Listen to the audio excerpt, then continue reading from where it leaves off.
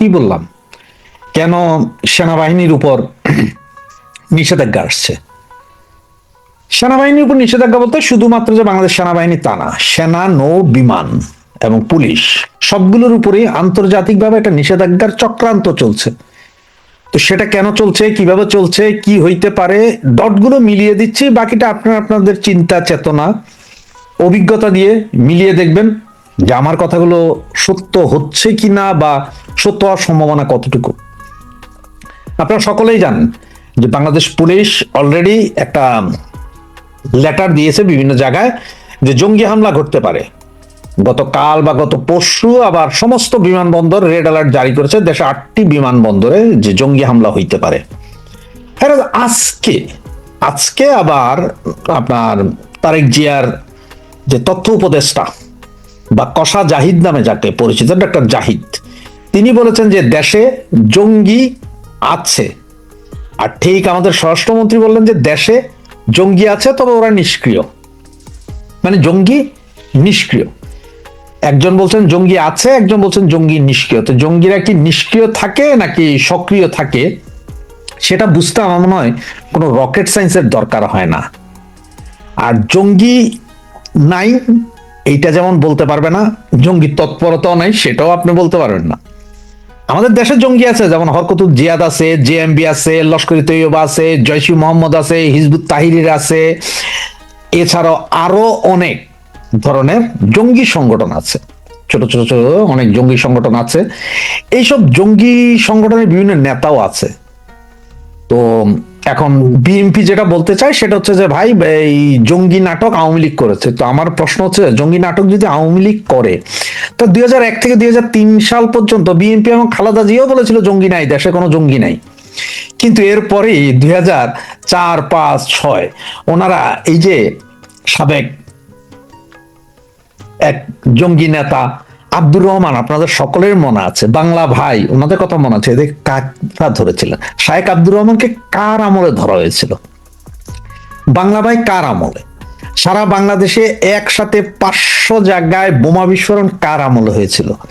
তাদের আমলে কোর্টে বোমা বিস্ফোরণে বিচারপতি নিহত হয়েছিল যদি জঙ্গি নাই থাকতেন।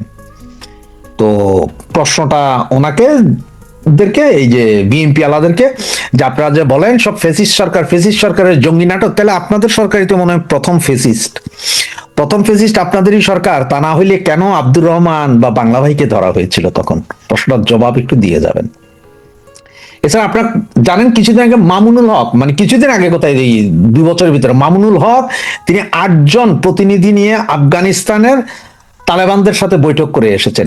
এরপরে তালেবানদের এক ডিপ্লোম্যাট নুরুল হক নূর নামে এক ডিপ্লোম্যাট, তিনি বাংলাদেশে এসে 10 দিন থেকে গিয়েছেন, কিন্তু কেউ নাকি জানে না। পেপার পত্রিকায় লেখা হওয়ার পরেও ইউনুসীয় গভর্নমেন্ট মুখে কুলু পেটে বসেছিলেন, এটা আপনারা সকলেই জানেন। এই যে হাফিজ সাইদের ডান হাত, লস্করি তৈয়বার সেকেন্ড ইন কমান্ড, তিনি বাংলাদেশে এসে সমস্ত বর্ডার এরিয়ায় ঘুরে গিয়েছিলেন, কক্সবাজার থেকে টেকনাফ পর্যন্ত, টেকনাফ থেকে তেতুলিয়া, রূপসা থেকে পাটুরিয়া, সমস্ত বর্ডার এলাকায় ঘুরে গিয়েছিলেন। এগুলো আপনারা জানেন। এবং এটাও জানেন যে ভারতে যখন গাড়ি বোমা বিস্ফোরণ হয়, তখন টঙ্গীর এক মাদ্রাসা থেকে রাতারাতি 200 ছাত্র, হুজুর, বৈরাগী সহ সব উধাও হয়ে গেছে, আজ পর্যন্ত কোনো খবর নাই। আর জঙ্গি নাই বলেন, এই জসিমউদ্দিন রহমানি, তিনিই তো কিছুদিন আগে, মানে তারেক ভাই আপনার গভর্নমেন্ট আসার আগে আপনার টিভি ইন্টারভিউতে বলেছিলেন যে ব্লগার বা অমুক তমুক এদেরকে হত্যা করার পেছনে ওনাদের হাত আছে এবং এটা জায়েজ আছে, এগুলো উনি বলছিলেন না? এই জসিমউদ্দিন রহমানি, জসিমুল হক বা জিয়াউল হক, এদেরকে ধরেন, এদেরকে ধরলেই কিন্তু জঙ্গি বেরিয়ে যাবে। এখন আসি কেন বলছিলাম যে নিষেধাজ্ঞা আসছে। দেন টিটিপি, যেটা কথা বলা হচ্ছে, টিটিপির সাথে বাংলাদেশ, টিটিপি কারা? টিটিপি হচ্ছে যে পাকিস্তানের জঙ্গি সংগঠন, যেটা পাকিস্তান সরকারের বিরুদ্ধে সংঘর্ষ করছে। হ্যাঁ, টিটিপিতে লোক বাংলাদেশ থেকে নিয়ে যাওয়া হচ্ছে, ওখানে যুদ্ধ করতে মারা গেছে, এইসব নিউজ আপনারা বেশ কিছুদিন ধরে দেখছেন, আগেও দেখেছেন। বাঙালি মারা গেছে টিটিপির হয়ে যুদ্ধ করতে গিয়ে। এখন টিটিপির হয়ে নাকি আরো চলছে। তো এর মধ্যে আমাদের কাছে যতটুকু আছে, বিমান বাহিনী, নৌবাহিনী, সেনাবাহিনী, পুলিশ, ডিজিএফআই, এনএসআই, এই 5 বাহিনী থেকে অলরেডি 475 জনের লিস্ট আছে, এবং তার মধ্যে প্রায় 300 জনকে নজরবন্দি করা হয়েছে, 13 জনকে গ্রেপ্তার, 23 জন হাওয়া হাওয়া হাওয়া হয়ে গেছে, মানে ওরা কোথায় আছে জানে না। এবং এরা সব এরোনট ইঞ্জিনিয়ার, মানে বিমান বাহিনী প্রশিক্ষিত, বিমান পরিচালনা করতে পারে, বিমান চালাইতে পারে, এই ধরনের লোকজন নাকি বেরিয়েছে যারা পলাতক। আপনাদের নির্ঘাত একটু মনে আছে কিছুদিন আগেই একটা প্রশিক্ষণ বিমান পড়েছিল ঢাকার একটা স্কুলে, অনেকগুলো ছাত্রছাত্রী। সেটাকে আপনারা কিভাবে বলবেন যে জঙ্গি নয়, জঙ্গি কর্মকাণ্ড নয়? কেন আজকে দেশে 8টা বিমানবন্দরে রেড অ্যালার্ট জারি করা হয়েছে? কেন রেলওয়ে স্টেশন থেকে শুরু করে সংসদ ভবন অমুক তমুক সব জায়গায় রেড অ্যালার্ট জারি করা হয়? কেন বলা হয় যে রূপপুর পারমাণবিক বিদ্যুৎ কেন্দ্র হয়তো আক্রমণ হইতে পারে? এগুলো সব একটু মিলান, সব চিন্তা করেন। এটা আমার কথা না, এটা পুলিশের কথা। পুলিশ যে গোয়েন্দা প্রতিবেদন দিয়েছে সেটা আপনারা সকলেই জানেন এবং দেখেছেন। গতকালকে সম্ভবত এখনই সময় একটা টিভি, আজকে অবশ্য কালের কণ্ঠ থেকে শুরু করে বিজনেস স্ট্যান্ডার্ড, প্রথম আলো সবাই দিয়েছে, এক রিক্সাম্যান ড্রাইভার ডেলিভারি দিতে না পারে একটা ছোট্ট প্যাকেট, সেটাকে কেটে করেছে যে কিছু আছে কিনা, যখনই সেটা খুললো, খোলার পরে বিস্ফোরণে তিনি আহত। তো এইটা তো হয়তো সিমটম। এই ধরনের হয়তো কুরিয়ার সার্ভিসের মাধ্যমে বড় বড় প্যাকেট পাঠানো হবে, কোথাও পাঠানো হবে, ধরেন স্কুল কলেজ মাদ্রাসা বা সরকারি অফিস আদালতে, সেখানে নেওয়া হবে, বা কোনো একটা cartoon station, bus station, railway station বা বিমানবন্দরে কোথাও এক কোনায় পড়ে আছে, আপনি জানেন না। আমরা বাঙালি তো অতি উৎসাহী, যাইয়া বাস কাইটা খুলে দেখলাম যে শালা কার কার্টুন না কার কার্টুন ফালায় রাখছে, একটু খুললে দেখি, খুলে দেখতে যাইয়াই ব্লাস্ট হইলো, শত শত লোক মারা গেল। হইতে পারে না। কেন বলছি যে এই নিষেধাজ্ঞা আসবে, তার কারণ কি দেখেন, টিটিপি কথা আগেই বলেছে আপনি, টিটিপি হচ্ছে যে আপনার পাকিস্তানের জঙ্গি সংগঠন, যারা পাকিস্তান সরকারের বিরুদ্ধে লাগছে। আর আমাদের দেশে যে টিটিপির জঙ্গি আছে এবং টিটিপি রিক্রুটমেন্ট হচ্ছে, এই দিয়েছে কারা? পাকিস্তানের গোয়েন্দা সংস্থা। এটা একদম সরাসরি ভাবে আমেরিকার একটা চাল হইতে পারে। তার কারণটা কি বলি এখন, হামে রুগী মারা যাচ্ছে, এগুলো নিয়ে যখন সারা বাংলাদেশের মানুষ চিল্লাচিল্লি করছে, সরকার চুপ। এরপরে চুক্তি, আমেরিকার সাথে এই চুক্তি নিয়েও যখন কথাবার্তা সারা দেশের মানুষ বলছে, তখন সরকার চুপ হয়ে আছে, বুদ্ধিজীবীরাও কেউ কথা বলছে না। এগুলো নিয়ে দেশের জনগণ যাতে খেপা না যায়, দেশের জনগণকে অন্যদিকে দৃষ্টি সরানোর জন্য হইতে পারে যে এই টিটিপি আছে। আর এই জিনিস দেখাইতে পারলেই তাদের সেই ব্যর্থ রাষ্ট্র পরিণত করা। তার মানে জাতিসংঘের শান্তিরক্ষী মিশনে বাংলাদেশের যেসব সেনা গোয়েন্দা কর্মকর্তারা যায়, পুলিশ যায়, তাদের উপর একটা নিষেধাজ্ঞা আসবে যে তোমার দেশে এত জঙ্গি, তোমার দেশে জঙ্গি ধরা হয়, তোমার দেশের সেনাবাহিনী, নৌবাহিনী, বিমান বাহিনী, পুলিশের ভিতরে জঙ্গি ধরা হয়, তুমি কিভাবে আরেক দেশে যে জঙ্গি নিধন করবা? সুতরাং তোমার যাইতে হবে না বাবা, তুমি তোমার দেশ সামলো, তুমি একটা ব্যর্থ রাষ্ট্র, তুমি রাষ্ট্রই ব্যর্থ, তোমার দেশের লোক নিয়ে কই থেকে যাবো? আপনি দেখছেন শান্তিরক্ষী বাহিনীতে আফগানিস্তান, সিরিয়া, ইরাক, ইরান, এখান থেকে কোনো সেনা নিতে নেয় না, তার কারণ হচ্ছে ওরা ব্যর্থ রাষ্ট্র। সুতরাং আমাদের বাংলাদেশটাকে টোটাল ব্যর্থ রাষ্ট্র করার জন্য এই সামরিক বাহিনীর ভেতরে একটা অংশ আছে যারা জঙ্গি তৎপরতা চালায়, এবং এমন একটা পরিস্থিতি সৃষ্টি করছে যাতে একটা নিষেধাজ্ঞা চলে আসে, এবং যে কোনো মুহূর্তে নিষেধাজ্ঞাটা আসতে পারে। সেই নিষেধাজ্ঞা আসলে এটা ব্যর্থ রাষ্ট্রে পরিণত হবে। এরপরে আমেরিকান ডিপ স্টেট সহ পাইকারা যা যা করার তাই করতে পারবে। আপনার আফগানিস্তানে সেই লোকের মৃতদেহ হয়তো দেখেছেন, কিভাবে খালে পাওয়া গেল, ওনারা কারা? আজকে এক ভারতীয় মহিলাকে হত্যা করা হইলো, রাস্তায় পিটে মারা হইলো বাংলাদেশে, ঢাকায়। এরা কারা? সবকিছু মিলান, সবকিছু বোঝেন, বোঝার পরে হয়তো বুঝতে পারবেন যে আসলে কেন বলছি যে একটা নিষেধাজ্ঞার পায়তারা চলছে বাংলাদেশের উপরে, সামরিক বাহিনীর উপরে, বাংলাদেশের সামরিক বাহিনীর উপরে আন্তর্জাতিক জাতিসংঘের একটা নিষেধাজ্ঞা চড়াইয়া দেওয়ার প্ল্যান আগে ছিল, পারে নাই, বিভিন্ন সময়ে চেষ্টা করেছে, পারেনি, তবে এবার সফল হবে। তার কারণ হচ্ছে যে এবার ঠিক বাংলাদেশ সামরিক বাহিনী বা বাংলাদেশের গোয়েন্দা সংস্থা আইএসআই এর, পাকিস্তান ইন্টেলিজেন্স ব্রাঞ্চের বড়ি অলরেডি গিলা শুরু করেছেন। ওনারা পাকিস্তান ইন্টেলিজেন্স সার্ভিসের গোয়েন্দা রিপোর্টে টিটিপি আছে বলছেন, কিন্তু আমি বলবো বাংলাদেশের টিটিপি থাক না থাক, হয়তো অল্প বিস্তর থাকতে পারে, তবে এরা আমাদের সংসদ ভবন বা কোথাও হামলা করবে না। যদি হামলা করেই বাংলাদেশের যেসব আছে জঙ্গি সংগঠন, হরকতুল জিহাদ, জেএমবি, তারপরে জয়সি মোহাম্মদের যা আছে, হিজবুত তাহিরির, এরা করতে পারে। আর এইগুলোরে ধরার জন্য জসিমউদ্দিন রহমানিকে ধরেন, জিয়াউল হক সাহেবকে ধরেন, ওনাদেরকে ধরেন, হাফিজ সাইদের সেকেন্ড ইন কমান্ড যারা এসেছিলেন, যারা তাদের সাথে বৈঠক করেছেন তাদেরকে ধরেন, শামসুল হক মামুনুল হককে ধরেন যিনি আফগানিস্তান গিয়েছিলেন এবং আফগানিস্তানে বৈঠক করেছেন, এদেরকে ধরেন, সঠিক বেরিয়ে আসবে। ঘরে ঘরে বিদ্যুৎ নেই, ফ্যাক্টরিতে বিদ্যুৎ নেই, সংসদ ভবনে গিয়েও সেটার ঢেউ লাগছে, গ্যাস নেই, রাস্তায় পর্যাপ্ত পরিমাণে গাড়ি চালানো যাচ্ছে না, পাম্পে পাম্পে তেল নেই। এই যে হাহাকার, শুধু কি এই হাহাকার? সরকার রাজস্ব আয় যা করে সেখান থেকে ব্যয় করে সরকারি কর্মকর্তা কর্মচারীদের বেতন দেয়, এমপি মন্ত্রীদের বেতন দেয়, রাষ্ট্রীয় উন্নয়ন কর্মকাণ্ড পরিচালনা করে এবং রাষ্ট্রকে সুষ্ঠুভাবে মেনটেন করে। আমরা শুনছি যে লক্ষ্যমাত্রা যেটা একটা দেশের রাজস্ব আয়ের, তার 1/3 মাত্র অর্জিত হচ্ছে, অর্ধেক অর্জিত হচ্ছে। তাহলে আমরা যে গত 10 বছর টানা 6 থেকে 7-এর মধ্যে আমাদের অর্থনীতির যে প্রবৃদ্ধিটা ছিল, এই প্রবৃদ্ধিটা ডক্টর ইউনূসের আমলে এসে 3.5 হয়ে গেছে, অর্থাৎ 3.5, অর্ধেক নেমে গেছে।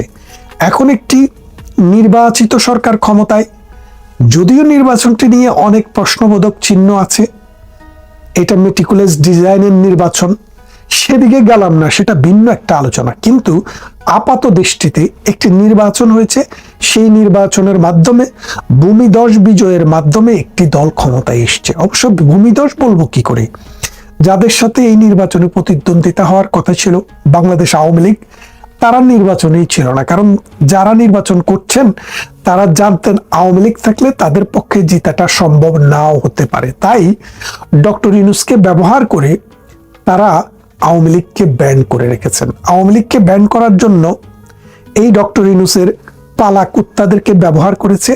এই পালা কুত্তারা গিয়ে ডক্টর ইউনূসের কাছে দাবি দিয়েছে, আর সেই দাবিতে ডক্টর ইউনূস সায় দিয়েছে। পিছনের শক্তি ছিল বিএনপি। কিভাবে বুঝবেন এইভাবে যে ডক্টর ইউনূসের যে সময়ে বাংলাদেশে পার্লামেন্ট ছিল না, নিয়ম হচ্ছে যদি কোনো দেশে কোনো একটা বিশেষ সময়ে পার্লামেন্ট না থাকে, অথবা পার্লামেন্ট থাকলেও পার্লামেন্ট অধিবেশনে নাই, সেই রকম সময়ে জরুরি কোনো প্রয়োজনে, রাষ্ট্রের প্রয়োজনে কোনো আইন করতে হয়, তখন অর্ডিন্যান্স জারি করা হয় প্রেসিডেন্টকে দিয়ে। আর প্রেসিডেন্টের এই অর্ডিন্যান্সটা কার্যকর থাকে সংসদ যখন কার্যকর হয়, অর্থাৎ সংসদ যখন আবার সেশনে ফিরে বা সংসদ যখন কাজ শুরু করে, সেই কাজ শুরু করার মধ্যে 60 দিন পর্যন্ত থাকে, 60 কার্য দিবস।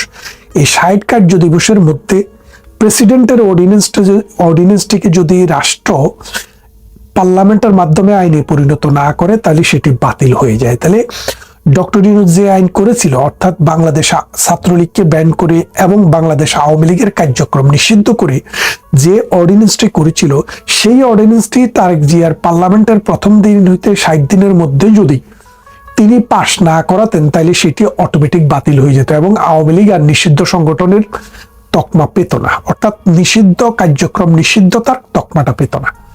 তারেক জিয়া এসে কি করলেন, সেটাকে ওই 60 দিন যাওয়ার আগেই পাশ করিয়ে দিলেন, তার মানে সেটি আইনে পরিণত হলো।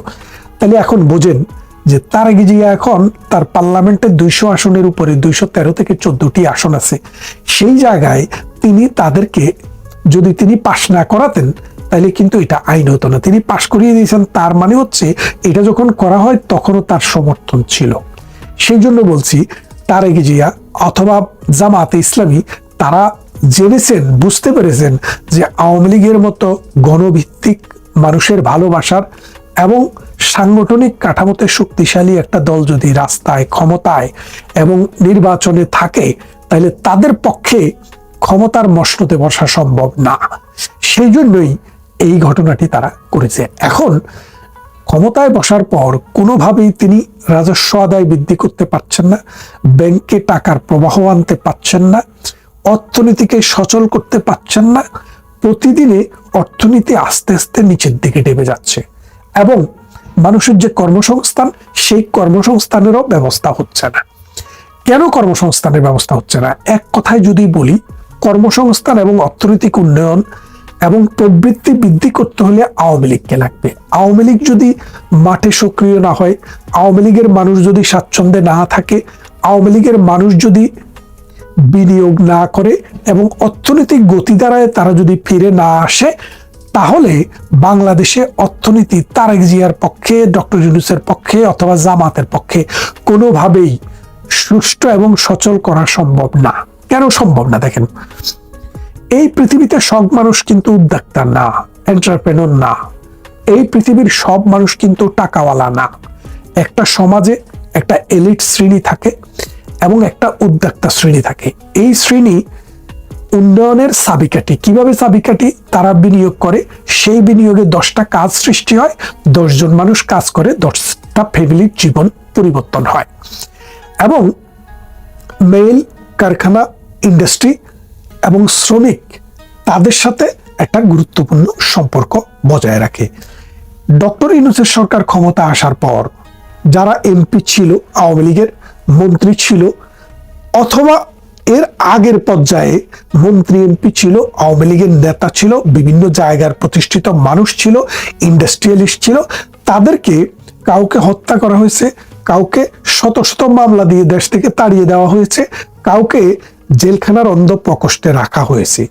এর ফলে এই পরিবারগুলা, এই এলিট শ্রেণী, এই শাসক শ্রেণী, এই অর্থনৈতিকভাবে যারা কেপাবল, সেই শ্রেণীটা এখন নিজের জীবন নিয়েই মামলার পিছনে দৌড়াতে দৌড়াতে শেষ হয়ে যাচ্ছে। তাহলে তারা কি করে ইনভেস্ট করবে? তারা কি করে তার কারখানার 10 জনের জায়গায় 15 জন শ্রমিক নিয়োগ করবে? তারা কি করে নতুন নতুন প্রজেক্ট করবে? তারা তো এখন মামলা নিয়ে দৌড়াতে দৌড়াতেই তাদের জীবন শেষ।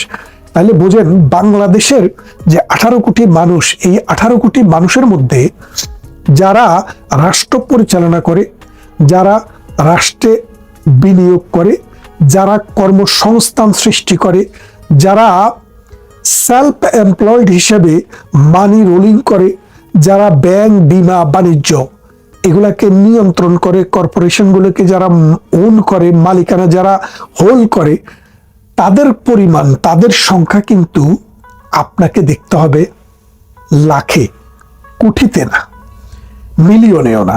তাহলে কয়েক লক্ষ মানুষ মাত্র এই শ্রেণীভুক্ত। এখন এই শ্রেণীর মানুষরা যখন নিজের জীবন নিয়েই পলাতক অবস্থায় দিনাতিপাত করছে, তাদের পক্ষে কোনোভাবেই অর্থনীতিকে চাঙ্গা করার জন্য, অর্থনীতিকে আরো উন্নত করার জন্য, নিজের জীবনকে আরো সমৃদ্ধ করার জন্য, নিজের সম্পদ বৃদ্ধি করার জন্য কোনো ধরনের কর্মকাণ্ডে তারা আর নেই।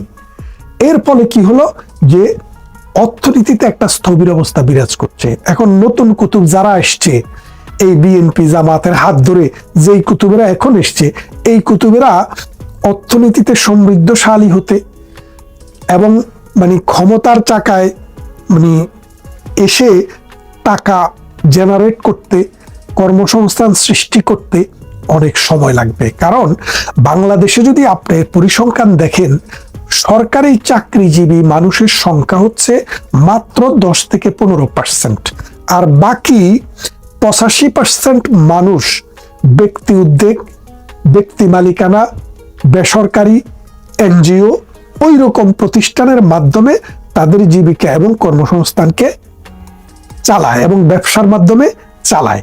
এখন ওই শ্রেণীটা পৃথিবীর সব দেশেই, যেমন মনে করেন যে lotus Kamal, lotus group of industries, তার ওখানে হাজার হাজার মানুষ কাজ করত। এখন এই হাজার হাজার মানুষের মধ্যে অসংখ্য মানুষের চাকরি চলে গেছে, কারণ তার অনেকগুলা প্রজেক্ট বন্ধ হয়ে গেছে। দেখেন আপনি নূর আলীর অনেকগুলা প্রজেক্ট বন্ধ হয়ে গেছে।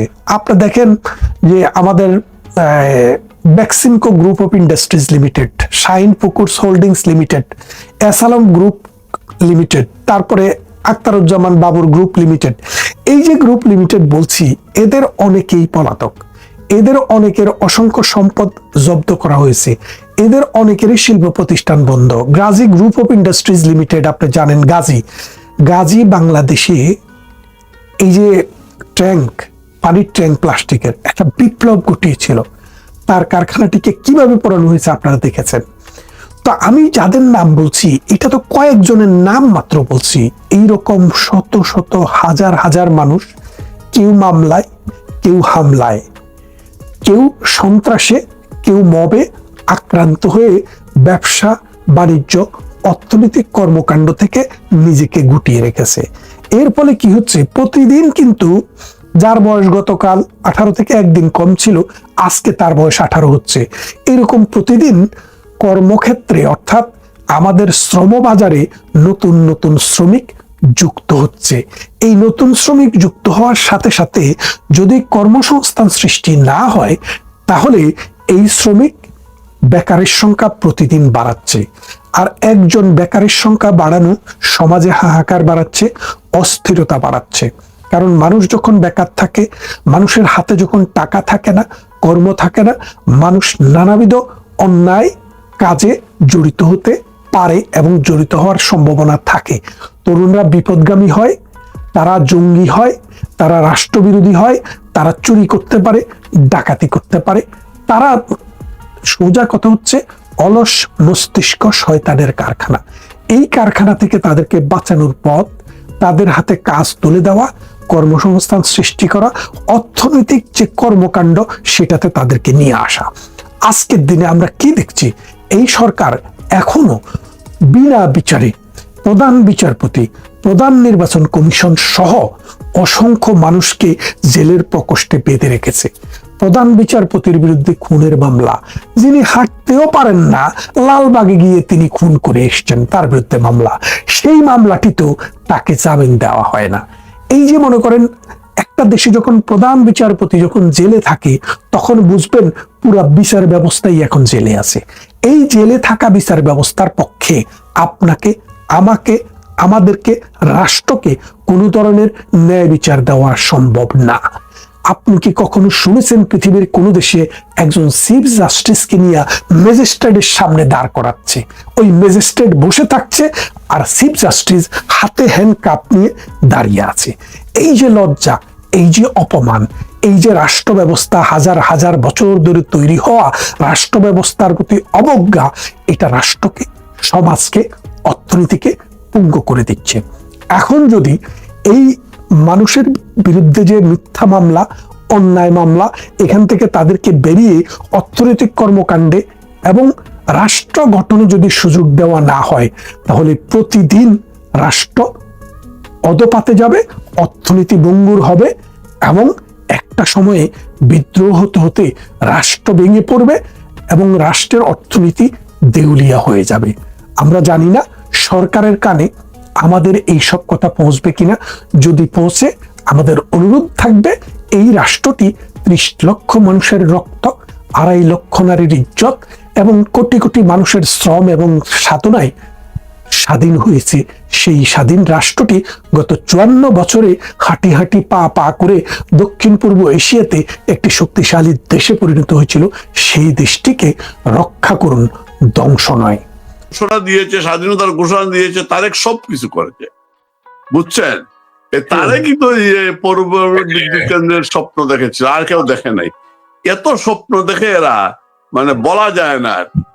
জিয়াউর রহমানের স্বপ্ন দেখে, খালেদা জিয়ার স্বপ্ন দেখে, খালেদা জিয়া ওই যানজট এখানে থেকে মুক্তিযুদ্ধ করে, হ্যাঁ,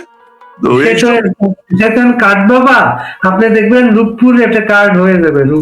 সে কার্ড বাবা, খাম বাবা দেখেন, তার পদোন্নতি হয়েছে কার্ড বাবা, বুঝছেন? এখন আর খাম্বানিয়া দৌড়ায় না, কারণ এখন প্রধানমন্ত্রী কার্ড দিবে, এখন ডিজিটাল কার্ড। আর সব মহিলাদেরকে জন্য করে। আমি বুঝতে পারছি শুধু মহিলাদের জন্য এত তার প্রেম কেন? এইটা তো মহিলাদের জন্য, কাকে দিবে কাকে না করে মনে করেন। এটা আর একটা বিষয় আছে যে কি দিবে, মহিলাদেরকে যে এলপি কার্ড দেবে, এলপি গ্যাসের যেটা। এক ঘরে 3 মহিলা থাকলে একজনকে যদি দেয়, সে 3 জন যদি দিতে পারবে না, টোকেন একটা কার্ড দিয়ে এত হাজার মানুষকে কার্ড দে, আর পরে এগুলো দিবে। সেইটাও আমি যেটা মনে করতেছি, যদি যেখানেই দিল, এই মহিলার হাতে যদি এটা থাকে আর অন্য 2 মহিলার সাথে তার ঝগড়া যদি থাকে, যে বলে এই কার্ড তো আমি তোমাকে দিব না, তুমি রান্না করতে পারবে না, বলে কেউ ভালো আছো তো, কেমন আছো, এই নকল আর হবে না, হারিকেন কিনেছো, এই যে খুব আরাম পাচ্ছি, খুব মজা পাই, আসলে খুব বিনোদন হচ্ছে এই ব্যাপারে। এই তো যে বিনোদন ভাই পার্লামেন্টটা, বিনোদনের মধ্যে বিনোদন। আজকে আরেক বিনোদন, ফজলুর রহমান খেপছে আবার নিজেকেই নিজে ফজা বাংলা বইলা পার্লামেন্টে বলতেছে যে আমাকে ওরা ফজা বাংলা বলে, এইটা নিয়ে আবার হাসাহাসি হয়েছে। ফজলুর রহমান খেপেছে, ঠিকই আছে, রাজাকার বলতো, কিন্তু উনি সঠিক কথা তো বলে না। আপনার বিনোদন যখন শুরু করছিল সেটা আপনি প্রায়ই আপনি ওই মিডিয়ার কথা, বাংলাদেশের মিডিয়া আছে নাকি ভাই? বা সুশীল বলতে যারা, সুশীল অর্থে যারা, এরা কি আছে নাকি? সুশীল ব্যবসাদের নিয়ে কথা বলে। এই বদ মজুমদার যে কিভাবে বিক্রি হয়েছে দেখেন নাই? আরেকটা বাই দিয়েছে এখন বদ মজুমদারের 2 কোটি কত লক্ষ টাকা ব্যাংক থেকে নিয়েছিল গণভোটের পক্ষে প্রচারণা চালানোর জন্য, ডিপস্ট্রিট থেকে পয়সা নিয়েছিল, সেই তো আসছে। এদের গত 15-16 বছর তারা যে একটা ইমেজ সৃষ্টি করেছিল, ন্যারেটিভ তৈরি করে একটা ইমেজ কিন্তু তৈরি করেছিল তাদের। সুশীল বলে একটা শব্দ, একটা ইমেজ, যেটা জঘন্য অর্থে ব্যবহৃত হওয়া উচিত। এটা আমার মনে হয় টয়লেট পেপার যদি বলে, সেই টয়লেট পেপার নাম দেওয়া উচিত সুশীল টয়লেট পেপার দেওয়া উচিত। আমার একটা প্রস্তাব রইল, কারণ ভালো বিক্রি হবে। কিন্তু কেউ যদি সুশীল নামে টয়লেট পেপার বিক্রি করতে পারে, দেখবেন যে কিভাবে বিক্রি হইতেছে বুঝছেন। কিন্তু গত এই কয়েক মাসে ইউনুসের সময়ের এবং এই রেজিম চেঞ্জের পরে এদের অবস্থাটা এমন দাঁড়াইছে, সুশীলদের, ভালো সুশীলও কিন্তু এখন কেউ এদের কথা কেউ শুনে না। কিন্তু এর কথা কারো বিশ্বাস করবে, কারো কথা। এই যে টাকলা জাহেদ, আপনার এই বদ মজুমদার, এই দেবপ্রিয়, এদের কথা কিন্তু মানুষ শুনতো। একটা আছে জিল্লুর রহমান, ওই যে জিল্লুর আছে না, ইয়ের উপদেষ্টা হয়েছিল বোধহয় 111 নাকি উপদেষ্টা হয়েছিল ঢাকায় বসে সেমিনার। হোসেন জিল্লুর ছিল সেটা, ওইটার কথাই বলতেছি না, আমি ওইটার হোসেন জিল্লুরের কথাই বলতেছি, সুশীল ছিল না। এই উনি ব্রেকের দায়িত্বে, উনি কিন্তু কথাবার্তা কম বলেন, আর কম বলে, কিন্তু ইয়েতে বলেছে। আমি 15 বছর অনেক কথা বলেছে, আমি সেটা বলতেছি।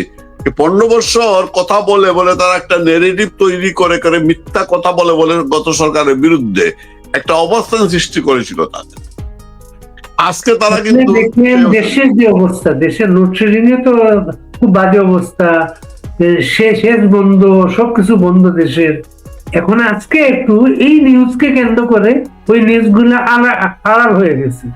কিন্তু এইটা কারণ হচ্ছে মানুষের মধ্যে একটা আশার সঞ্চার করতে। আমরা লোডশেডিং মিছিল দেখি, এরপর আবার যাবো আবার।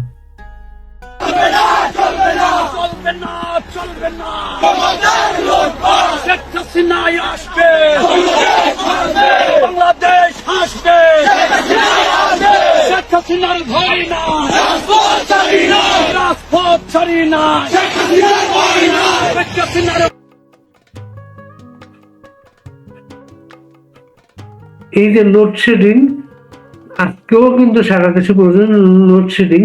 আজকে পারমাণবিক বিদ্যুতের ইয়েটা, মানে ওই যে পারমাণবিক জ্বালানি যেটা, ওইটা দেওয়া হয়েছে। বিদ্যুৎ উৎপাদন শুরু হবে এবং আগামী মাসের মধ্যে 300 মেগাওয়াট ইয়েটা যুক্ত হবে। আর যেদিন পুরো ইয়েটা চলে যাবে বিষয়টা, বাংলাদেশ বিদ্যুতের সমস্যা থাকবে না। এখন বুঝেন আপনি, এই যে পারমাণবিক বিদ্যুৎ কেন্দ্র নিয়ে কম রাজনীতি হয় নাই। এই যে আরেকটা কি আছে না, কি ছিল, অর্থনীতির টিচার ছিল, এটার নাম কি, জাহাঙ্গীরনগর বিশ্ববিদ্যালয়, কানু মোহাম্মদ, এটাকে কানু মোহাম্মদ।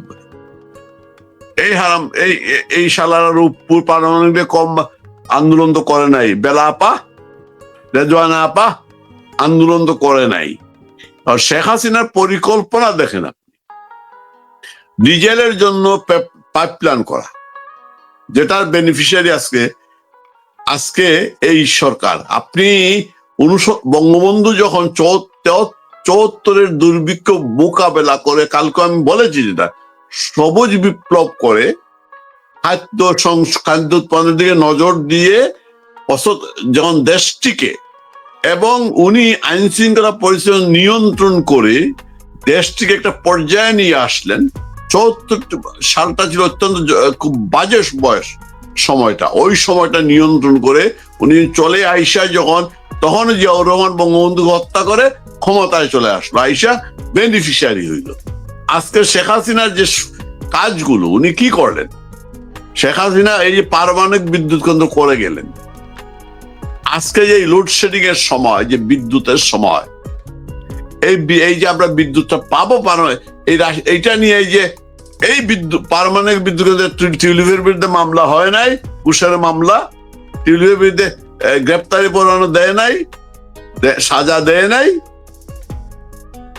তার চাইলে আজকে পারমাণবিক বিদ্যুৎ কেন্দ্র হইল কি করে?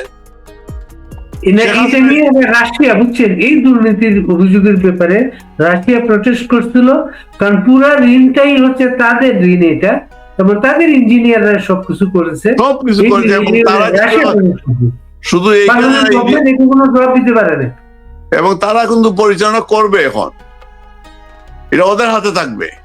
এবং যে পারমাণবিক এই নিউক্লিয়ারের যে আমার ওয়াইফ নিউক্লিয়ার আজকে এখানে সুমন বলে একজন লিখেছেন, শেখ হাসিনার নাম সংযুক্ত থাকার কারণে লজ্জায় আজকে তারেক রহমান রূপপুরে উদ্বোধন করতে যেতে পারে নাই, যায় নাই সে না।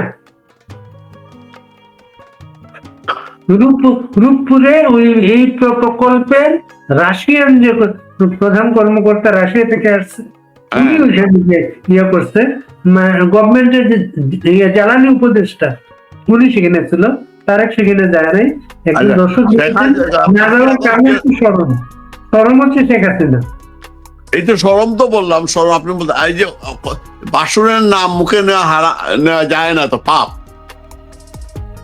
শেখ হাসিনা যে এই যে চাল, এখনো কিন্তু শেখ হাসিনা রেখে যাওয়া চালগুলো কিন্তু বিতরণ করা হচ্ছে, সার সবকিছু।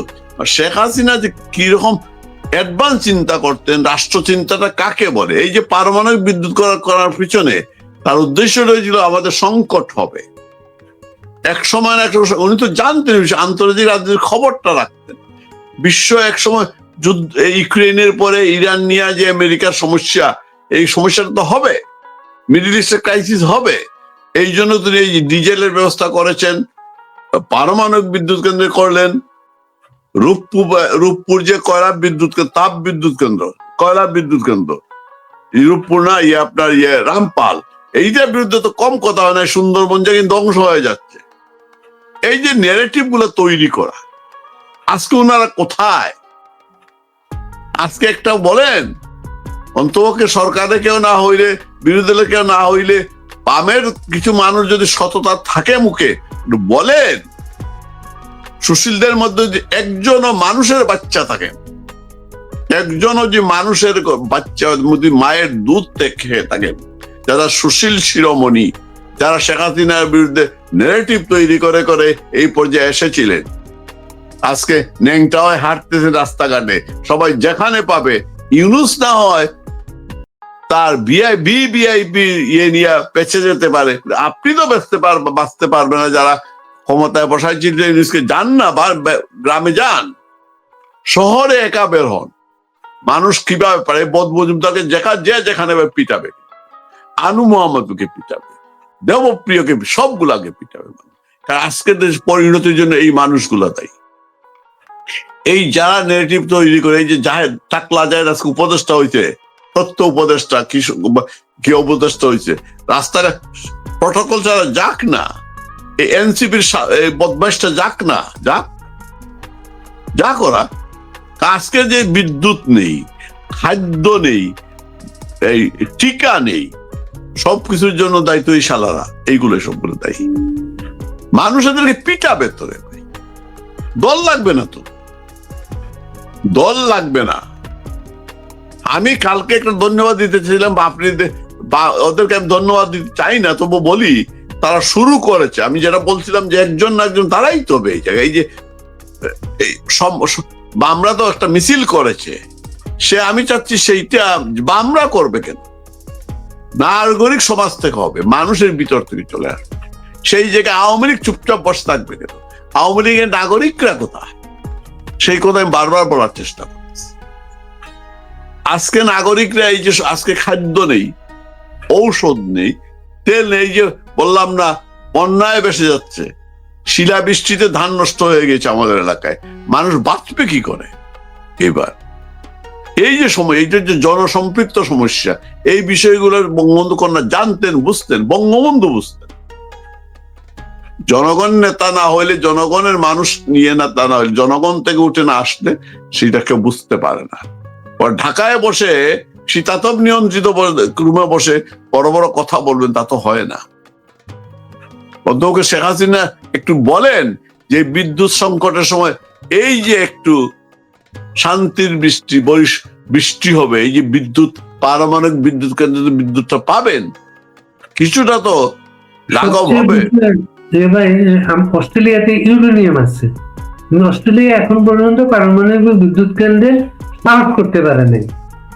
হ্যাঁ, এখন যে গভর্নমেন্ট পার্টি আছে, লাস্ট ইলেকশনে বিরোধী দলের নেতার মূল এজেন্ডা ছিল তারা ক্ষমতায় গেলে এইটা করবে, তারা পারমাণবিক বিদ্যুৎ কেন্দ্র কিছু করতে পারে নাই, সাহস করতে পারে নাই তারা অস্ট্রেলিয়া। কিন্তু সাহস লাগে, সবকিছু সাহস লাগে, সাহসের কারণে এটা হচ্ছে। কিন্তু এই যে পদ্মা ব্রিজে সাহস, বিশ্ব ব্যাংক এরপরে আপনি কি ছিল জাপানে, এটা কি নাম ছিল, জাইকা নাকি, জাইকা, তারা কি করলো, মিথ্যা অভিযোগে অর্থ প্রত্যাহার করে নিল, দিবে না। শেখ হাসিনা কি বললেন, আমরা করব, করেছেন উনি। এ পদ্মা ব্রিজটা করায় উপকার হয়, এই যে সাহস লাগে। আপনি কর্ণফুলী টানেল করা, এটা এখন দেশের টাকা নাই, দেশের কোনো কিছু নাই দেশের, কিন্তু তার ওই যে গোলামি চুক্তির কারণে সে যে 14টা বোয়িং কিনতে হচ্ছে তাকে 30 এপ্রিলের মধ্যে কিনতে হবে, এটা কিনতে হবে।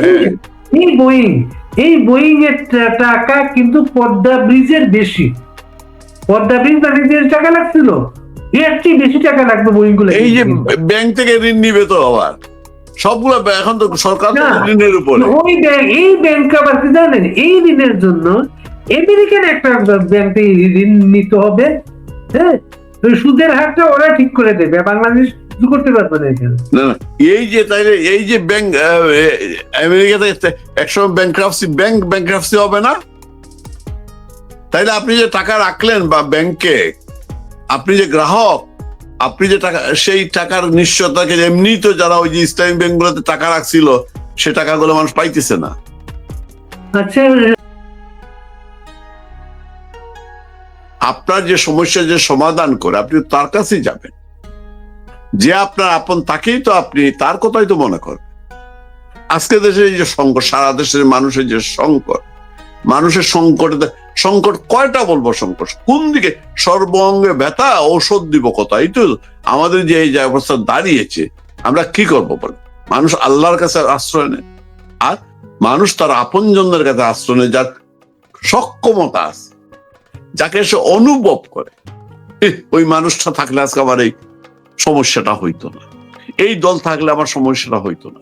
এই দেশের মানুষ এই যে এই যে উনি বললেন, এই দলটা তো কারো ছিল না, এই দেশের মানুষের দল। এবং নেতাকে বঙ্গবন্ধু, মানুষ কার কাছে যাইতো আগে, বঙ্গবন্ধুর কাছে যাইতো, কারণ বঙ্গবন্ধুকে তার আপন মনে করত। এই যে মহিলা 54 সালে রাস্তায় বসে আছে, বঙ্গবন্ধুকে সে তার বাড়িতে নিয়ে যাবে, এই যে আন্তরিকতা, এই যে অন্তর থেকে দোয়া করা, এই যে শেখ হাসিনার বিষয়টা মানুষ আজকে বুঝতেছে, শেখ হাসিনা কিভাবে সমস্যাকে মোকাবেলা করতেন। মানুষ জানে শেখ হাসিনার কাছে কিভাবে বিপদে পড়লে শেখ হাসিনা সবার পাশে দাঁড়ান, তাদের আপনজন শেখ হাসিনা। সে আপনজনকে তারা কিছু মানুষ ষড়যন্ত্র করে সরিয়ে দিয়েছে, এই বিষয়টা অনুভব করবেই। আজকে যখন বিদ্যুৎ থাকে না, তাদের মনে পড়ে যায় শেখ হাসিনার সেই শতভাগ বিদ্যুতায়নের কথা। যখন গ্যাস থাকে না, সে গ্যাসের কথা মনে পড়ে যায়। শেখ হাসিনা 2001-এ ওনার কেন পতন হয়েছিল, কেন আওয়ামী লীগ পরাজিত হয়েছিল, পরিষ্কার বলেন নাই। বিল ক্লিন্টন বলেছিল ভারত তো গ্যাস রপ্তানি করার জন্য, বলেছিলেন না, আমি আমার দেশের 50 বছরের বিদ্যুৎ গ্যাস মজুদ রেখে তারপরে বিক্রি করার কথা চিন্তা করব। সেই কারণে আমেরিকা তার বিরুদ্ধে ষড়যন্ত্রটা করলো, ইঞ্জিনিয়ারিং করে ওইবার মানুষ কিনলো, এই চার্লি চ্যাপলিন শাহাবুদ্দিনকে কিনলো, আর ওই যে লতিফুর রহমানকে কিনলো, বিচারপতি তত্ত্বাবধায়ক গভর্নমেন্ট হয়েছিল। আশা ওইখানেও কিন্তু সেনাবাহিনী 2001-এও সেনাবাহিনী শেখ হাসিনা ক্ষমতা চলার সাথে সাথে সারা দেশে সারাশি অভিযান চালিয়ে শুধু আওয়ামী লীগ নেতা কর্মীদের গ্রেপ্তার করেছিল। নির্বাচনের সময় মাঠে থাকতে দেয় না সেনাবাহিনী। ওই সময় সেনাবাহিনী সব সময় সেই ইলেকশনের দিন মুন্সিগঞ্জ শহরে ছিল আমার যে অ্যাসাইনমেন্ট ছিল, আমি দেখি সারা শহরে গেলে আর্মি আওয়ামী লীগ খুঁজতেছে, কোথায় আওয়ামী লীগ কবে অ্যারেস্ট করবে। এটা তো মেসেজ পাওয়া যায়, ভোটাররা মেসেজ পেয়ে যাচ্ছে। এইভাবে কিন্তু আওয়ামী লীগ সব সময় দেখবেন সেনাবাহিনী কিন্তু আওয়ামী লীগের সাথে বিট্রেটা করেছে। আর সেনাবাহিনী এই যে বললেন, একমাত্র অকৃতজ্ঞ বিট্রেয়ার কোন বাহিনী যদি বাংলাদেশে থাকে এটা আমাদের সেনাবাহিনী। কারণ এরা এদেরকে বেশি সুযোগ সুবিধা দেওয়া হয়েছিল আওয়ামী লীগ সরকারের সময়, সবচেয়ে প্রতিষ্ঠী সরকারের সময় সবচেয়ে বেশি সুযোগ সুবিধা দেওয়া হইতো।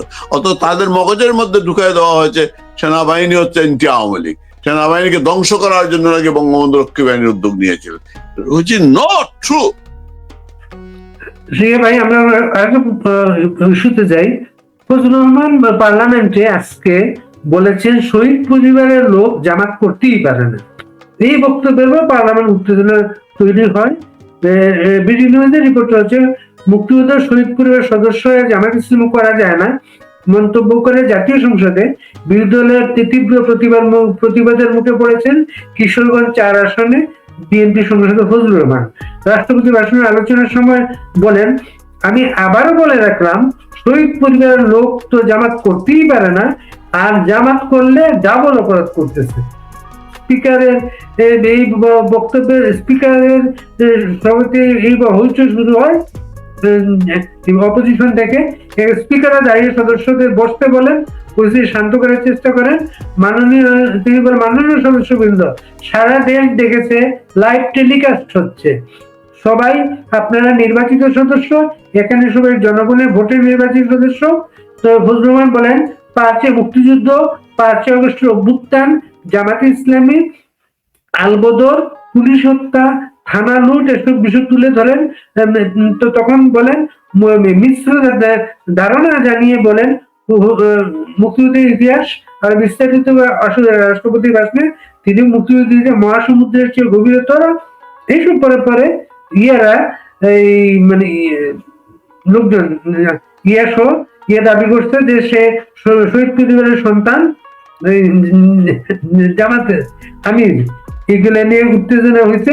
আমরা একটু ওনার বক্তব্য খণ্ডিত। সেটা তো সত্য, কিন্তু উনি বঙ্গবন্ধু তো বলে নাই না, উনি তো সঠিক ইতিহাসটা বলবে না,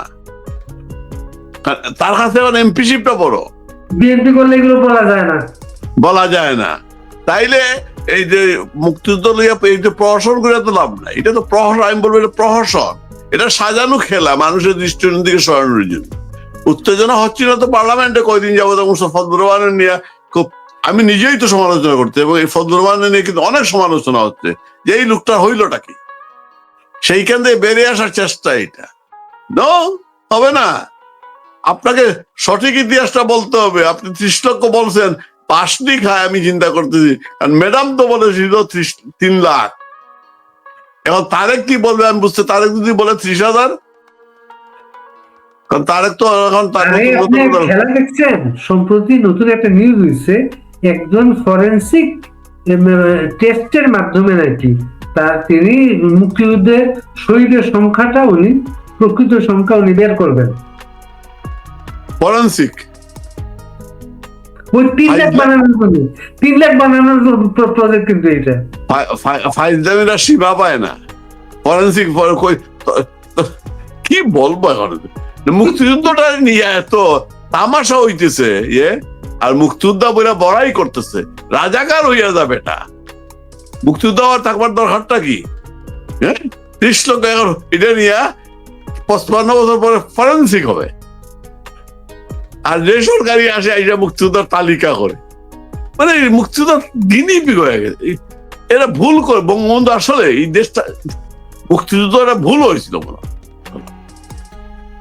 এত বছর পরে আমি বড় কষ্টে বলতেছি এই কথা। কই আপনি যে দেশে আছেন, আমি যে দেশে, এই দেশে তো তার সে দ্বিতীয় বিশ্বযুদ্ধ, প্রথম বিশ্বযুদ্ধে গর্ববোধ করে। প্রতি বছর এখানে প্রথম বিশ্বযুদ্ধে যারা মারা গিয়েছে তাদের স্মরণে প্রতি বছর এখানে পপি দিবস হয়। পপি হইলো আপনার যেটা বিগ পপি ফুল না, এটা হয় এবং প্যারেড হয়। ওই যে ব্যাটার্ন যারা এখনো যারা জীবিত তাদেরকে এনে, তাদেরকে সম্মানে, তাদেরকে সামনে রেখে প্যারেড হয় প্রতি বছর প্রতিটি শহরে মানে শহরে। ওয়ার ভেটারানদের তো খুব বেশি বেঁচে নাই, ওই ফ্যামিলি গুলোকে তারা মর্যাদা দেখে, ওই ফ্যামিলির লোকজন নিয়ে আসে আইনা ওই মেডেল গুলো, যে মেডেল গুলো পাই ভেটারান যে মেডেল, সেই ফ্যামিলির লোকজন নিয়ে আসে, প্যারেড হয়। এবং বিভিন্ন ওই যে প্রত্যেকটা শহরে এক একটা স্মৃতিসৌধ আছে, স্তম্ভ আছে, সেখানে ফুল দেয়। আমাদের দৌর্ভাগ্য, এমন এক জাতি আমরা, এত মাত্র 9 মাসে আজকে গতকালকে সংসদে কাদায় প্রায় 2 বছর উপরে চলতেছে না, 30 লক্ষ মারা গিয়েছে যাতে নাই। অথচ সালাউদ্দিন কাদের চৌধুরীর ছেলে গতকালকে পার্লামেন্টে বলছে যে মিথ্যা মামলায় তার বাবারে হত্যা করা হয়েছে। হ্যাঁ, সালাউদ্দিন কাদের চৌধুরী স্বীকৃত যুদ্ধাপরাধী পার্লামেন্টে দাঁড়িয়ে বলছে, মাননীয় স্পিকার, 71-এ মুক্তিযুদ্ধের পক্ষে ছিলাম না, এই ভুল আমি আর করতে চাই না। এটা বলে ইন্ডিয়ান যে ইনসার্জেন্স এখানে ছিল তাদের পক্ষে উনি মুক্তি দিয়েছিলেন এখানে। আর তার ছেলে বলতেছে মিথ্যা মামলায়, দাবি করে নাই যে তার বাবা মুক্তিযুদ্ধ ছিল, এটা দাবি করে নাই, বলছে মিথ্যা মামলায়। এটা তো যুদ্ধবাদীর ছেলে, স্বয়ং যুদ্ধবাদী পার্লামেন্ট আছে। শুধু সেটা না, সালাউদ্দিন কাদের চৌধুরী ফাঁসির পরে, সালাউদ্দিন কাদের চৌধুরী হচ্ছে বিএনপি স্থায়ী কমিটির সদস্য ছিল, স্থায়ী কমিটির সদস্যের ফাঁসির পরে বিএনপি একটা মিলাদও দেয় নাই, কিন্তু তখন দেয় নাই তো না। এই যে বললাম যে সে তো আধার আছে না, সুতরাং এই জন্য এই যে বড় কষ্ট লাগে ভাই। আপনি মুক্তিযুদ্ধ, আমি তো মুক্তিযুদ্ধ দেখেছি, আপনিও দেখেছেন এই মুক্তিযুদ্ধ। আচ্ছা বলেন, কোন দেশে লঙ্গি পরে নেংটি দিয়ে যুদ্ধ করেছে? কোন দেশ আমাকে বলে? আজকে ভিয়েতনাম বলে বিভিন্ন জায়গায় তো গেরিলা যুদ্ধ হচ্ছে এখনো। লঙ্গি পরে অথবা নেংটি পরে কিচ্ছু জানে না। বেশিরভাগ ছিল যুদ্ধে যারা ছিল মাঠে, বেশিরভাগই ছিল কৃষক সন্তান, অশিক্ষিত। আমাদের যে বললাম না যে শিশিরমণির বাড়িতে 18 ডিসেম্বর 16 ডিসেম্বর আমরা দেশ শত্রু মুক্ত হলাম, যে পাকিস্তানি মুক্ত হলাম। 18 ডিসেম্বর শিশিরমণির বাড়িতে মুক্তিযোদ্ধারা আক্রমণ করেছে, ওইখানে রাজাকাররা ছিল তার চাচার নেতৃত্বে। শিশিরের মনির বাবাও কিন্তু যুদ্ধ করা, তার বিরুদ্ধে মামলা আছে এখনো, এবং শিশিরমণি সেই মামলার আইনজীবী। সেইখানে আমাদের গ্রামের যে ব্যক্তি শহীদ হলেন, মুক্তিযোদ্ধাকে পরাজিত করে উনি যখন গাছে বাংলাদেশের পতাকা উড়াইতে গেলেন, 18 ডিসেম্বরের কথা বলতেছি আমি, 16 ডিসেম্বর না, 18 ডিসেম্বর। তখন ওই কোন জায়গায় রাজাকার লুক্কায়িত ছিল, সে ওইখানে গুলি করে ওনাকে ওই গাছের উপরে পায়। সেই লোকটি অত্যন্ত গরিব ঘরের ছিল, কৃষক ছিলেন, জীবনে রাজনীতি করে নাই। হঠাৎ আমরা শুনেছিলাম সে মুক্তিযুদ্ধে চলে গিয়েছে। এই যে চেতনা, সেই লোকটা এই যে উনি লাঙ্গল দিয়া মানুষের বাড়িতে কাজ করতেন, বুড়ো ধানের খেতে কাজ করতেন, সেই লোকটা শহীদ হলো শিশিরমণির বাড়িতে। এই লোকটা আত্মা কি বলবে? এখন আপনি বলেন আমারে, এই লোকটা কি জিয়াউর রহমানের কারণে যুদ্ধে গিয়েছিল? না, এই লোকটা দেশের প্রেমে বঙ্গবন্ধুর আহ্বানে যুদ্ধে গিয়েছিল, রাজনীতি করতেন না। তার নাম ছিল আব্দুল হামিদ। আরেকজনের কথা বলি, সে একজন ফুটবলার ছিল। হারুনুর রশিদ আমাদের এখন এমপি, নাসিরউদ্দিন চৌধুরীর ভাই সম্পর্কে ভাই লাগতেন, চাস্তো ভাই না, চাস্তো ভাই না মামাতো ভাই, মামাতো ভাই। উনি আমার ভাই, এক খালাতো ভাইয়ের বন্ধু ছিলেন, ভালো ফুটবল খেলতেন। একদিন আমাদের গ্রাম ছিল, আমাদের গ্রামে আর আমাদের যে উপজেলা দিরাইয়ের মধ্যে একটা হাওর ছিল, এটাকে বলে সেফটি হাওর। এই বছর প্রচুর বন হয়েছিল, যার কারণে আমাদের গ্রামে পাক বাহিনী আসতে পারে নাই, ও বনের কারণে আসতে পারে। হঠাৎ একদিন রাত্রে আমরা শোনা গেল ওরা আমাদের গ্রামে আক্রমণ করবে। তারা খবর পাইছে আমাদের গ্রামে মুক্তিযোদ্ধাদের ক্যাম্প ছিল। ওই রাত্রে আবার আমাদের গ্রামে আমাদের বাড়ির মহিলাদেরকে একটা নৌকায় করে অন্য একটা গ্রামে পাঠানো হচ্ছে, আমাদের আত্মীয় বাড়িতে। ওই সময় হারুন ভাই এসে উঠলেন, তার স্ট্যান্ড গান ছিল, স্ট্যান্ড গান নিয়ে উঠলেন। উনি কমান্ডার ছিলেন। এইসব বলে কি হচ্ছে, বলে এই হলো অবস্থাটা। দুঃখ করে বলেছিলেন, আল্লাহ দেশ স্বাধীন করে এত কষ্ট আর ভালো লাগে না। এই যে আমার মা বোনদের কষ্ট, আমাকে যেন আল্লাহ দেশ স্বাধীন না করে ফিরিয়ে আনেন না, স্বাধীনতা না দেয় যেন আমি ফিরি না। ওনার দুর্ভাগ্য একদিন পরেই, এটা মুক্তারপুর না কি ছিল, ওই আমাদের সুনামগঞ্জের কাছে, ওইখানে এক দালালের বাড়িতে ওনাদেরকে খাওয়াইতে দিল। ওই জায়গায় ওনারা ভুল করে, দালাল করলো কি, নিজে সে করলো কি, ওদের খাওয়ানোতে বসাইয়া পাক বাহিনী রাজাকারদের পাক বাহিনীকে খবর দিল। ওরা যেন ভাত খাচ্ছিলেন, সেই সময় তার উপর আক্রমণ এবং তিনি মারা যান। হারুন ভাই চিন্তা করে, খুব ভালো ফুটবলার, ফুটবলকে দেখে কিনা। ওই দালাল জানি না এরপর দালালের কি অবস্থা হয়েছিল, হয়তো বেঁচে গিয়েছিল। এখন আমরা বাঁচিয়ে রেখেছিলাম অনেককে। আমরা জামাত যেমন লঙ্গির নিচে আশ্রয় নিয়েছিল, ওই সময় দালালরা আমাদের চৌকির নিচে আশ্রয় নিত এবং আমাদের আশ্রয় নিত, আমাদের নেতাদের, মন্ত্রী এমপিদের। আপনি জানেন অনেক ঘটনাগুলো। এইসব করে কেউই তো আজকের এই পরিণতি। আমরা এত প্রেম কেন, আমাদের এত ভালোবাসা কেন? আপনাকে তো ছাড়ে না, আপনি কেন ছাড়বেন? তাই শত্রু রাখতে হয় না, শত্রু আমরা রেখে দিলাম। আজকের পরিণতি, আজকে যুদ্ধপরাধী পার্লামেন্টে কথা বলে, আর মুক্তিযুদ্ধের পক্ষে যারা মুক্তিযুদ্ধের কথা বলতে গিয়ে সে বাধার সম্মুখীন হয়, তারা বাধা দিচ্ছে রাজাকাররা। এই হচ্ছে আমাদের বাংলাদেশের পার্লামেন্ট। এই পার্লামেন্ট প্রথম নিয়ে এসেছিল জিয়াউর রহমান। শাহজিকে প্রধানমন্ত্রী করেছিল জিয়াউর রহমান, সে মুক্তিযুদ্ধের ঘোষক। আব্দুল্লাহকে মন্ত্রী করেছিল জিয়াউর রহমান, করে নাই রেলমন্ত্রী? প্রথম জন্ম প্রধানমন্ত্রী করার আগে সে সিনিয়র মন্ত্রী পদ্ধতি করেছিল না নির্বাচনের আগে? মশহুর রহমান সিনিয়র মন্ত্রী, জাদু মিয়া, সে ভাষানিবাসের সাধারণ সম্পাদক ছিল, রাজাকার ছিল না। পাশানি গেলেন ভারতে, সে রাজাকারি করলো, তাকে সিনিয়র মন্ত্রী করে নাই, জিয়াউর রহমানের পুনর্বাসন করে নাই। সুতরাং এই জিয়াউর রহমান আজকে এই সংবিধানে গোলাম আজমকে তো বাংলাদেশে নিয়ে আসছে, হ্যাঁ নিয়ে আসছে। এটা রিকনসিলিয়েশন, বহুদলীয় গণতন্ত্র, রাজাকার পুনর্বাসন। আপনি বলেন দুনিয়ার কোথায় নেত্রীরা রাজনীতি করতে পারে? কোথায় বলেন আপনারা? আবার ইতিহাসের উদাহরণ, শেখ হাসিনা রাজাকারদের ফাঁসি দিয়েছেন বলে উনি ফ্যাসিস্ট হয়ে গেলেন। শেখ হাসিনা রাজাকারদের বিচার করেছেন, যুদ্ধবাদীদের অনেক কিছু হয়েছে। তো 5 আগস্টে যে ধাক্কাটা আওয়ামী লীগ যে পেয়েছে, যেটা এই ধাক্কায় আওয়ামী লীগ আবার নতুন একটা গ্রাসরুট তৈরি হয়েছে। তারা কিন্তু একটা ফ্রেশ একটা গ্রুপ, হ্যাঁ, তারা বক্তব্য প্রায় সবাই এটা নিয়ে রিপোর্ট করছে। কিন্তু এটা কেমনে সম্ভব?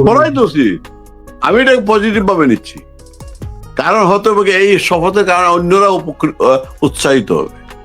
আমি এটাকে পজিটিভ ভাবে নিচ্ছি। আমি চাই যেভাবেই হোক মিডিয়া আসুক, আওয়ামী লীগের খবর নিষিদ্ধ বলেই আসুক, ছাত্রলীগের খবরটা আসুক। এই যে তৃণমূলের আত্মত্যাগ, নেতারা যে বুঝে না, এটি আমার কষ্ট লাগে। আপনি একটা শুনেন নাই পলক অসুস্থ,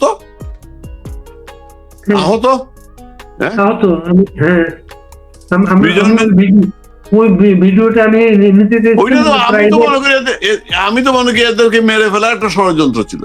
হ্যাঁ, এটা প্রাইভেট একজন আনতে পারেন। আপনি আরেকটা জিনিস, এই যে দীপুমণির স্বামীর যে অবস্থা, উনি যেভাবে কোর্টে গেছে, ওনার হ্যাঁ। মনে হচ্ছে উনি মনে হয় বেশি দিন থাকবে না। আমার প্রশ্ন মনে রাখলে ভালো, আর যদি আবার ভালোবাসা বিলাতে থাকেন আবার, তাহলে তো বিপদ হয়ে যাবে। এই যে আমি বললাম যে আওয়ামী লীগ নিষেধ ভাইরাল হয়েছে না, এইগুলা হওয়া উচিত, মানে অন্যান্য উৎসাহিত হবে। কষ্টটা লাগে কোন জায়গায় জানেন? যখনই আমরা নদী পার হয়ে যাই, এদেরকে আমরা ভুলে যাই। এটা এইটাই আওয়ামী লীগের দুঃখ কি জানেন? এই মিশরের দুঃখ কি বলে, কোন চায়নার দুঃখ কোন নদীকে বলে? ওয়াংমুকে চায়নার দুঃখ বলে না?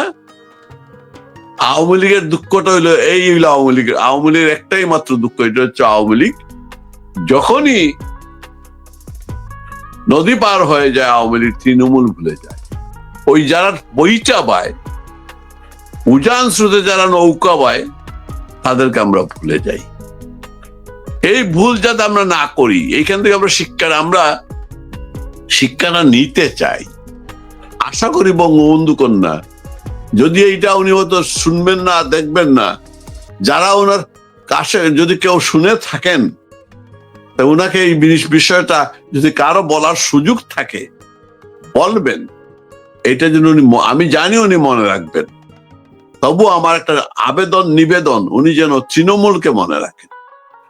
যারা দলটিকে বাঁচিয়ে দিচ্ছে, দলটিকে বাঁচাচ্ছে, উনাকেও বাঁচাবে, উনাকে বাঁচিয়ে দিচ্ছে, উনাকে জাগ্রত রেখেছে, তিনি যেন ওনাদেরকে ভুলে না যান। আওয়ামী লীগের এই যে দুঃখের, যে চায়না যেমন হুয়াংহু নদী বিজয় করেছে, এখন আর সে দুঃখ বলে না, তাকে বিজয় করেছে।